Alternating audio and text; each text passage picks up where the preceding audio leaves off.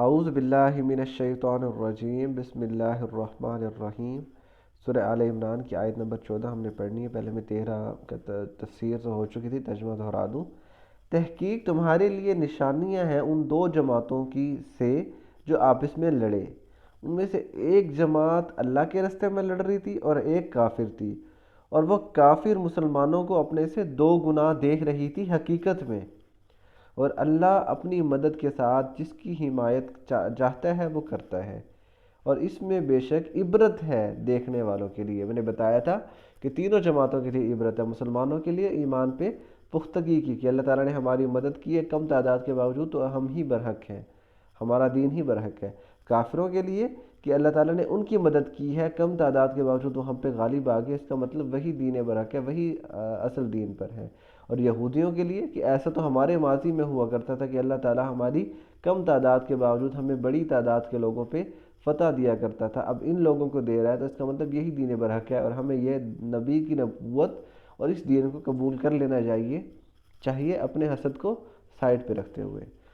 اب اللہ تعالیٰ نے بڑی زبردست ایک آیت بیان کی ہے، اور وہ آیت یہ ہے کہ انسانی فطرت جو ہے نا، انسانی فطرت کے لیے اللہ تعالیٰ نے اس دنیا میں کچھ مرغوبات چیزیں رکھ دی ہیں، پسندیدہ چیزیں، اور وہ چیزیں ایسی ہیں جو انسان کے رویے کو، انسان کی اس کو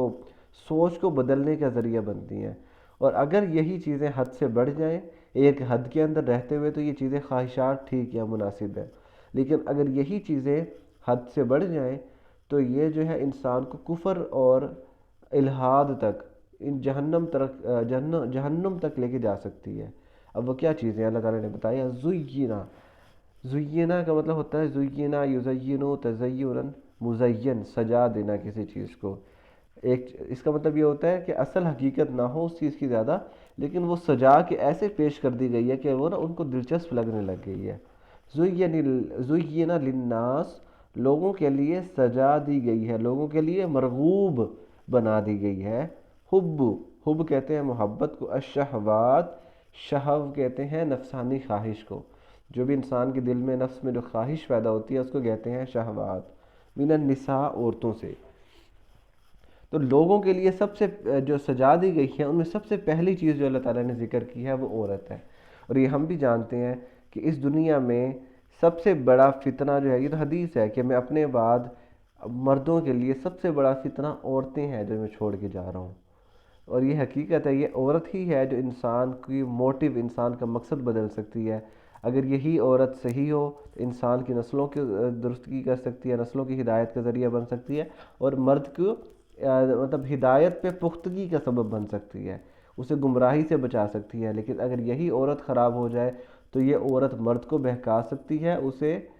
دین حق سے دور کر سکتی ہے، اسے کفر کی طرف لے کے جا سکتی ہے۔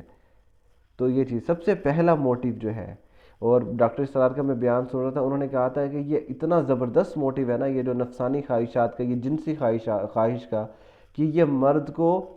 اس کے عورت کے خرچے، بیوی بچے کے خرچے، اتنی مشکلات سہنے پہ مجبور کر دیتا ہے صرف اور صرف یہ جنسی خواہش کا پورا کرنا۔ تو یہ تو ہم دیکھتے ہیں اللہ تعالیٰ نے ترتیب سے بیان کی ہے۔ زُيِّنَ لِلنَّاسِ حُبُّ الشَّهَوَاتِ مِنَ النِّسَاءِ،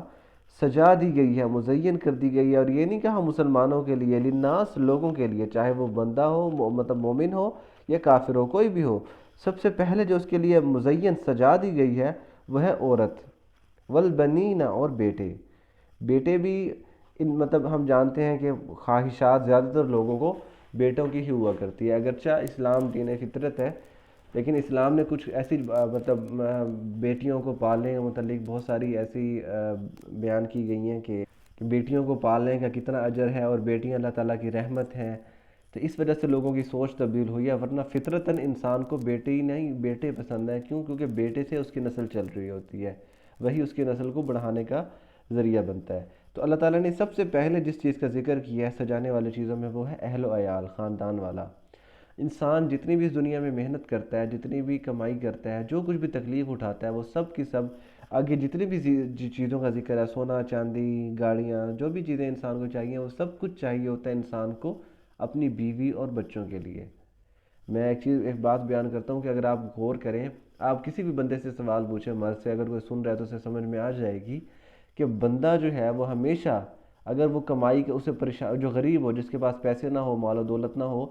وہ جب سوچتا ہے نا کہ وہ مال و دولت کیوں حاصل کرنا چاہتا ہے، تو وہ صرف اور صرف یہی جواب دے گا اپنے گھر والوں کے لیے. اسے اپنے لیے اتنی خواہشات کی طلب نہیں ہوتی کہ مجھے یہ چاہیے. اسے جب بھی پیسے، اصل مرد جو ہوگا، اسے جب بھی خواہشات پیسے کی یا کسی بھی چیز کی ہوگی، وہ صرف اور صرف اپنے بیوی بچوں کے لیے ہوتے ہیں، اپنے گھر والوں کے لیے، اپنے والدین کے لیے، اپنے اہل و عیال کے لیے ضرورت ہوتی ہے. وہ اپنوں کو چھوڑ کے، اپنے آپ کو، اپنی ذات کو چھوڑ کے ان کو ترجیح دیتے ہیں سب سے پہلے. تو یہ بھی آیت بہت ادھوری ہے، مطلب ابھی مکمل نہیں ہوئی، تو ہم انشاءاللہ اس کا ترجمہ اگلی آیت میں کنٹینیو کریں گے، اگلی ویڈیو میں. وما علینا الا البلاغ المبین.